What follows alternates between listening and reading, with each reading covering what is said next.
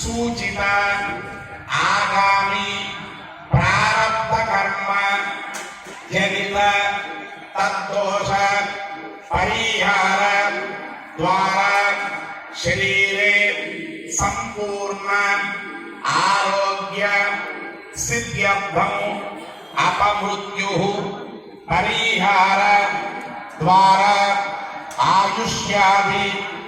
वृद्ध्यर्थम मम गृहे महालक्ष्मी नित्य निवास सिद्ध्यर्थम मम